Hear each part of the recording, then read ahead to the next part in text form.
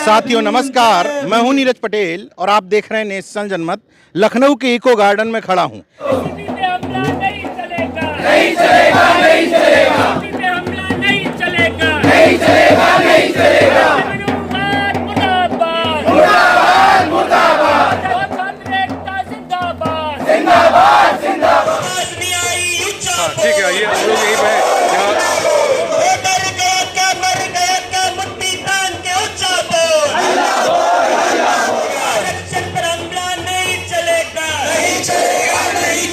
पीछे जो आंदोलन चल रहा है ये सब देखिए, आप ड्रेस देख के समझ गए होंगे, ये मेडिकल कॉलेजेस के छात्र हैं। 4 ऐसे मेडिकल कॉलेज हैं जिनको स्पेशल कंपोनेंट प्लान के तहत 70% जहां पर एससी का रिजर्वेशन मिलता था, लेकिन इस योगी सरकार में वो खत्म कर दिया गया है। मामला कोर्ट में कह करके बहाना बनाया जा रहा है। तमाम सारे सामाजिक संगठनों ने इन 4 जो मेडिकल कॉलेज हैं, सहारनपुर का मेडिकल कॉलेज, कन्नौज का मेडिकल कॉलेज, अंबेडकर नगर का मेडिकल कॉलेज, इन चारों जगह के छात्रों ने प्रोटेस्ट आयोजित किया। तमाम संगठनों ने उनका साथ दिया। चाहूंगा कि स्टूडेंट से ही कुछ यहाँ पर बात कर लेते हैं। एक मिनट।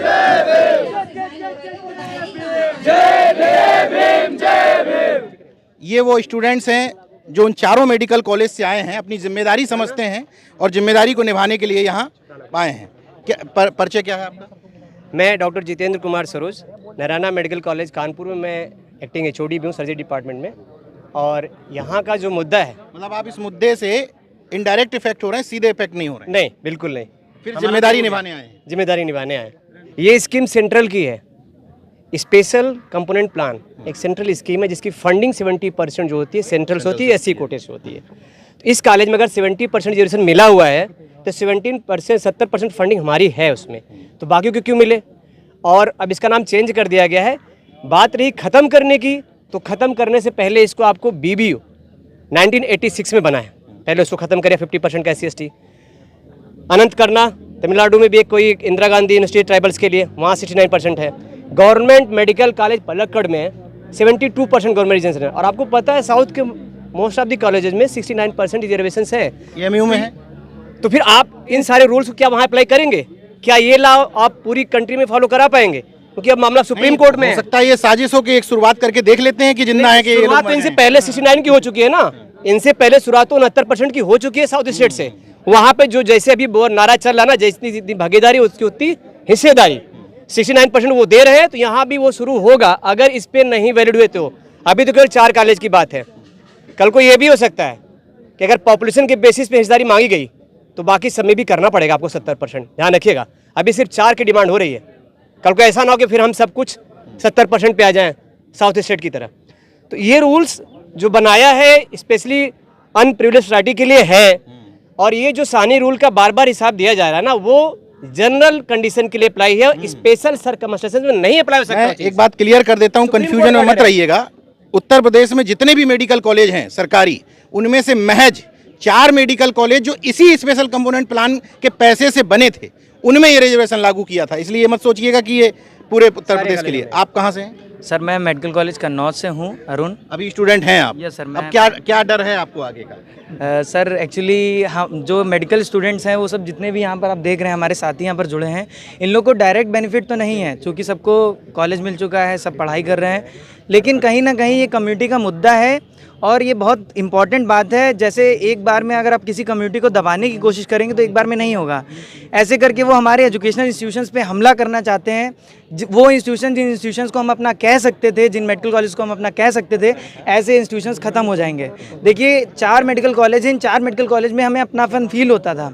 अब ये 4 कॉलेज को भी अगर सामान्य भर्ती प्रक्रिया से कर देंगे तो इन कॉलेजों में भी हम जो कास्ट बेस्ड डिस्क्रिमिनेशन है वो कहीं ना कहीं कम था। तो अब बाकी सारे जनरल कॉलेजेस में जैसे कास्ट बेस्ड डिस्क्रिमिनेशन होता है वैसे ही इन कॉलेजेस में भी स्टार्ट हो जाएगा। तो इसके लिए ज़रूरी क्या है कि हमारे कम्युनिटी के जो भी अच्छे लोग हैं जो इस मूवमेंट को चला रहे हैं, हमारे बहुत सारे साथी यहाँ पर जुड़े हैं, हमारे कम्युनिटी के हैं जो बहुत बहुजन मूवमेंट से बहुत लंबे समय से जुड़े हैं, वो सब यहाँ पर आए हैं। और सबसे ज़रूरी, हम यहाँ पर जितने भी छात्र यहाँ पर आए हैं अपने अपने जो कॉलेजेस हैं उनमें एक भय रहता है, उस भय को दूर करते हुए यहाँ पर आए हैं। मैं भी यहाँ पर बोल रहा हूँ तो कहीं ना कहीं एक भय है, लेकिन मैं जानता हूँ। इस तरह के छात्रों को धन्यवाद दूंगा कि इन्होंने वहाँ पढ़ते हुए अपना भय दूर कर लिया, लेकिन वहाँ से पास आउट जो लोग हो गए आज बड़े पदों पर बैठे हैं वो भय दूर नहीं कर पा रहे हैं। बड़ी शर्मिंदगी की बात है। आप कहाँ से हैं? सर मैं भी जीएमसी कन्नौज से हूँ, डॉक्टर हिमांशु। जी हाँ सर। तो पहले भी मेरी आपसे मुलाकात हुई थी। पिछली बार अब ये 9 तारीख का कॉल आपने पहले ही मुझे बता दिया था कि हम लोग मिलके कर रहे हैं, तो इतना तो तय है कि जिस तरह की ये सरकार है ये इतने जल्दी सुनने वाली नहीं है। तो क्या है आगे की रणनीति? अगर सरकार हमारी मांगें नहीं सुनती है और जो नॉर्मल काउंसलिंग की प्रक्रिया जैसे चली आ रही है, अगर इसके लिए सरकार कोई अध्यादेश नहीं लेकर आती है जिससे हम सारे लोग चुपचाप नहीं बैठेंगे। हम आज ऐलान करते हैं, अभी तो ये एक छोटा सा बस चिंगारी थी, आगे आने वाले भविष्य में अगर सरकार हमारी मांगें नहीं सुनती हैं तो हम पूरे प्रदेश व्यापी आंदोलन करेंगे और हमारे साथ में हम सारे अपने जो बच्चे हैं उनकी आवाज़ उठाएं, क्योंकि हम लोग जानते हैं इस तैयारी का दर्द, हमारे समाज के बच्चों की तैयारी का दर्द हम लोग समझते हैं कि बच्चे जिनके पास कोई रिसोर्सेज नहीं होता है, जिनके पास पढ़ने के लिए पैसे नहीं होते हैं, उनके पास कोचिंग के पैसे नहीं होते हैं, वो बच्चे किस तरीके से यहाँ पहुँचते हैं। और सरकार ये चाहती कि हम उनका भी हक मार लें। ये कैसी सरकार है? ये क्या जनता के विरोधी सरकार है क्या? ये इसको इतने बड़े समाज की समस्या नहीं दिखाई दे रही क्या सरकार को? तो हम उन छात्रों का दर्द समझते हैं, क्योंकि हम भी उस फेज से निकले हैं, तैयारी करके निकले हैं, बिना रिसोर्सेज के कैसे तैयारी करी जाती है। तो हम उन छात्रों के आवाज़ को जब तक उठाएंगे जब तक ये सरकार की आंखें नहीं खुलती है और सरकार जो नॉर्मल प्रक्रिया है उसको बहाल नहीं करती है। इन 4 मेडिकल कॉलेज में रिजर्वेशन जो खत्म होता है, अगर पुरानी प्रक्रिया पे आता है जो अन्य जगह पर है, कितनी सीटों का नुकसान होगा एससी वर्ग? 168 सीटों का नुकसान होगा। आपको जानकारी है? आप बताइए। सर एक्चुअली में अगर ये जो प्लान है ये जारी ये अगर हटता है तो जो 168 MBBS सीटें हैं वो कहीं ना कहीं प्रभावित होंगी, कम हो जाएंगी हमारी कम्युनिटी की। इसके अलावा जो सुनने में आ रहा है वो ऐसे सुनने में आ रहा है कि अम्बेडकर नगर में शायद 150 सीटें हो जाएंगी। अगर वो मैग्नीट्यूड होता है तो 210 सीटों के करीब का 200 डॉक्टर हर साल कम। रिजर्वेशन के अलावा अर्थ का भी तो मामला है भाई। इस तबके के पास उतना पैसा भी नहीं है कि वो उस तरीके से भर सकें। बिल्कुल क्या है आपकी? मेरा नाम अंकित गुप्ता है और मैं बाबा साहेब भीमराव अम्बेडकर यूनिवर्सिटी से आया हूँ। मेडिकल स्टूडेंट्स के जो संघर्ष है उनके सब सॉलिडारिटी में आया हूँ। और मैं ये कहना चाहता हूँ कि हमारी यूनिवर्सिटी में भी 50% आरक्षण बाय लॉ है, लेकिन सत्ता में कुछ ऐसे लोग बैठे हैं जिनको आरक्षण आंखों में खटकता है। हमारी यूनिवर्सिटी के प्रशासन में वो लोग आरक्षण तो वहाँ ख़त्म नहीं कर सकते, लेकिन कुछ ऐसी चीज़ें कर रहे हैं जिससे आरक्षण तो नहीं ख़त्म होता, लेकिन जैसे एडमिशन रोक रहे हैं, फीस बढ़ा रहे हैं, जिससे वो स्टूडेंट्स को दिक्कतें पैदा कर रहे हैं। और वहाँ जो स्टूडेंट इसके खिलाफ आवाज़ उठाता है उनको ये किसी तरह से प्रताड़ित करते हैं, सस्पेंड करते हैं, निष्कासित करते हैं। अब यहाँ एक बात मैं मेंशन कर देता हूँ कि तथाकथित जन्मजात मेरिटधारियों को ये सुन करके बड़ी तकलीफ होगी कि बताइए, डॉक्टर्स अगर इतने रिजर्वेशन के आधार पर पहुँच जाएंगे तो मैं उन मेरिटधारियों को आज का एक रिजल्ट बता देता हूँ। यहाँ आने से पहले मैं देख रहा था, CAPF का एक रिजल्ट आया, तमाम रिजल्ट्स हैं, एक रिजल्ट मैं अभी देख करके आया हूँ। वहाँ आपके ये मेरिटधारी जो हैं EWS वाले, OBC की कट ऑफ गई है 128 और आपके मेरिटधारियों की यानी कि सुदामा कोटा वालों की, EWS वालों की गई है 44 और SC की मेरिट गई है 64। अब ये तय कर लो कि कौन मेरिटधारी है। तो विरोध अगर करना है आरक्षण का तो अपने सुदामा कोटे से शुरू करो, हम लोग भी उसका सपोर्ट करेंगे। क्या लगता है आपको, सरकार मांग सुनेगी? सरकार अगर हमारी मांग नहीं सुनेगी तो हम ऐसे अपना प्रोटेस्ट जारी रखेंगे। आगे जो हमारे सीनियर हमें निर्देश देंगे हम उसका पालन करेंगे। इंटर्न कहाँ से इंटर्नशिप कर रहे हैं? जी मैं GMC जालौन उरई से। जी कोई डर नहीं है? चले आए आप यहाँ पे? नहीं, कोई डर नहीं है। कोई डर नहीं। आप कहाँ से हैं? मैं डॉक्टर अतीश कन्नौज से। कन्नौज से। आप? GMC जालौन से। GMC जालौन से। GMC जालौन से। चलो जालौन से। GMC जालौन। अच्छा जी, आप कहाँ से हैं? GMC कन्नौज। कन्नौज से। कोई घबराहट नहीं हुई कि प्रोटेस्ट में चले जाएंगे, सरकार इस तरह से इस समय चिन्हित कर लेती है, फोटो देख लेती है, वीडियो देख लेती है? नहीं, हम अपने हक के लिए लड़ रहे हैं, इसमें क्या घबराना, कुछ गलत नहीं है इसमें। अपने हमारे लिए जो SCP एक्ट में 70% रिजर्वेशन दिया गया था उसी के लिए तो लड़ रहे हैं, हम कुछ गलत थोड़ी कर रहे हैं। मेरिटधारियों को तकलीफ होगी तो क्या जवाब देंगी? तकलीफ क्यों होगी उनको? उनको तकलीफ होगी कि हमारे हिस्से की सीटें, हमारे हिस्से की सीटें हैं ना, कि हमारे और नहीं तो क्या 70% सीटें नहीं है, ये हमारा हक है और हम अपने लिए नहीं, अपने आने वाले जनरेशन के लिए। हमारा तो टेन्योर खत्म हो गया, हमारे जूनियर्स के लिए लड़ रहे हैं, जो अभी 25 बैच 26 बैच आगे जो आने वाले जूनियर्स हैं उनके लिए लड़ रहे हैं हम लोग। और मोस्ट इम्पॉर्टेंटली मैं ये बोलना चाहूँगी कि यहाँ वैसे भी सबको दिख रहा है कि लड़कियों की पॉपुलेशन कितनी कम है। उनको ज़्यादा इस चीज़ को एम्फेसाइज करना चाहिए कि उनको और भी ज़्यादा BR अम्बेडकर जी के सपोर्ट में होना चाहिए। लोग इस चीज़ को रियलाइज़ करते नहीं हैं, वो सिर्फ उनका नाम कास्ट के साथ एसोसिएट करते हैं, विमेन एम्पावरमेंट के साथ नहीं एसोसिएट करते हैं। पता नहीं जो लोग नहीं आए वो क्या सोच के नहीं आए, I don't know what's the reason. ये जो स्टूडेंट्स हैं हमारी, सर ये पूरे बैच की टॉप कन्नौज की टॉपर है, इनसे भी बात करिए थोड़ा सा। अच्छा, टॉप किया है आपने? जी सेकेंड ईयर में टॉप किया था almost every year. Third year में सेकंड आई थी, एवरी ईयर मैं टॉप 10 में टॉप 5 में रही हूँ। तो जो टॉप करने में भी कुछ रिजर्वेशन मिला था क्या? रिजर्वेशन नहीं, वो तो अपनी मेहनत से होता है जी। तो एक तर्क तो आपने अपने आप दे दिया कि आपकी आरक्षण की व्यवस्था मजबूरी में, क्योंकि जो सालों से कई जगह पर आज भी आप रिजर्वेशन ले रहे हैं, उस मजबूरी की वजह से जो ये रिप्रेजेंटेशन देना पड़ा संविधान में, उससे पहुंच तो गए वहाँ, लेकिन पढ़ाई वही पढ़नी पड़ती है जो तुम्हारे मेरिटधारियों को पढ़नी पड़ती है, और वही पढ़ाई पढ़ के ये टॉप की है ना, वही पढ़ाई पढ़ के। जी इस तरह के तमाम बड़े उदाहरण हैं।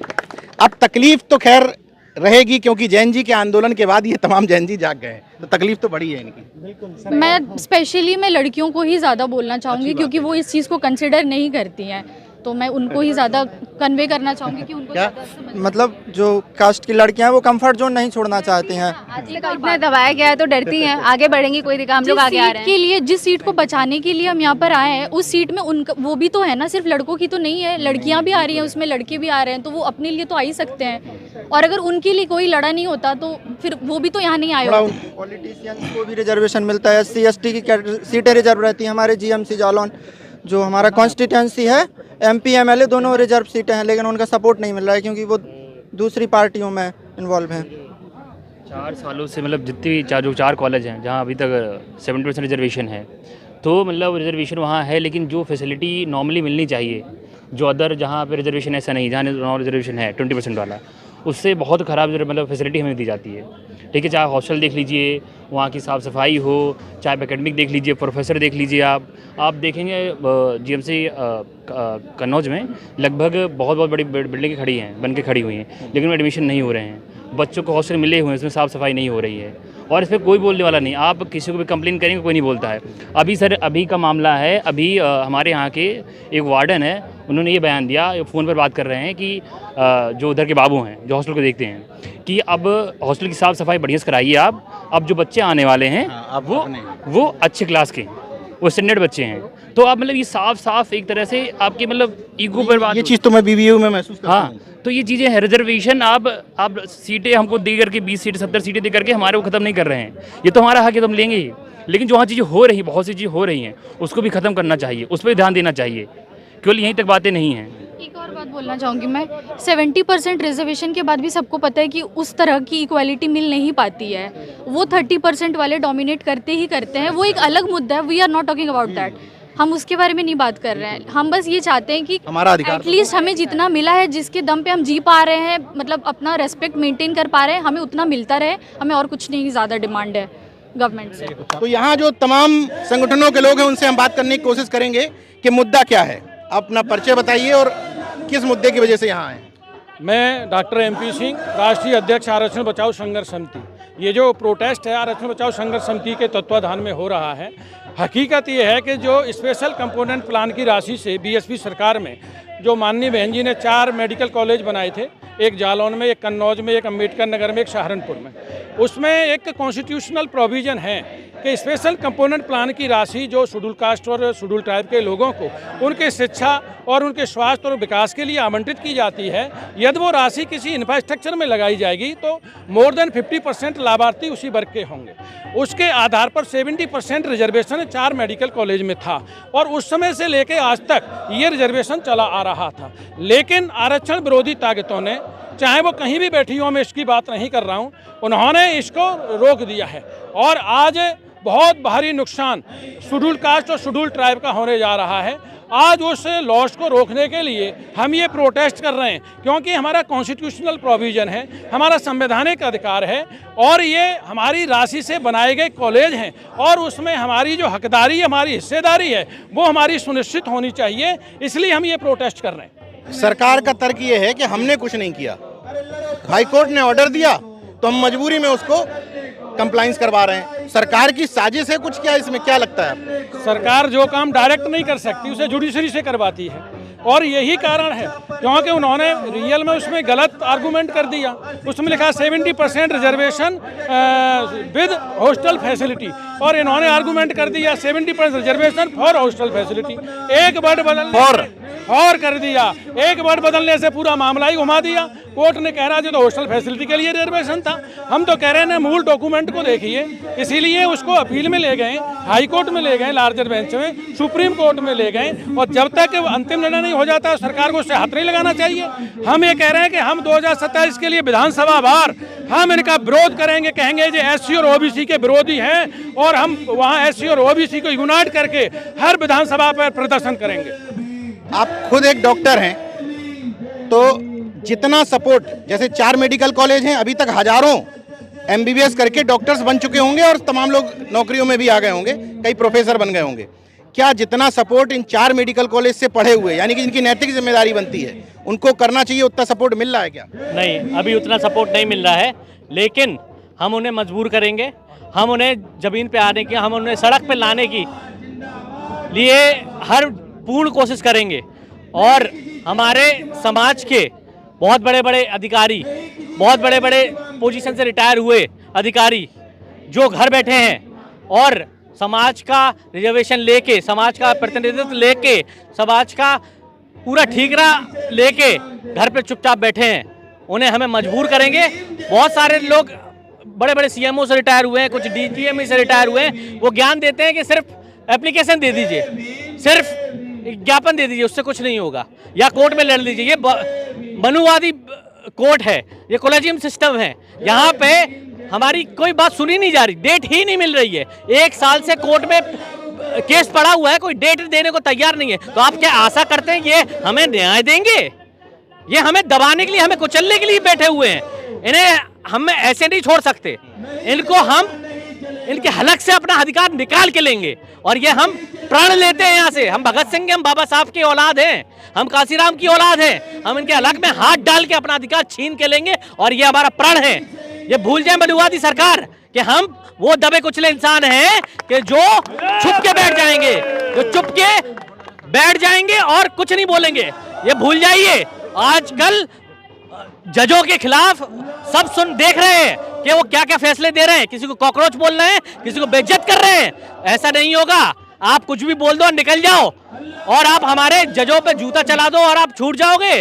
नहीं, हम ऐसा नहीं होने देंगे। आज के बाद ऐसा कभी नहीं होगा, और जो होगा वो हम डिसाइड करेंगे, क्योंकि हम 85% है। वो 85% जहाँ खड़ा हो जाएगा, बहुजन जहाँ खड़ा हो जाएगा, वही फैसला होगा और वही हम करके दम लेंगे। ये मनुवादी सरकार अपने दिमाग में डाल ले, हमारे बिना इनकी सरकार भी नहीं बनेगी, ये सोच ले। क्या ये 4 मेडिकल कॉलेज का जो मामला है वो इतना बड़ा हो गया है कि सरकार को चुनौती भी दे सकते हैं आप 27 में?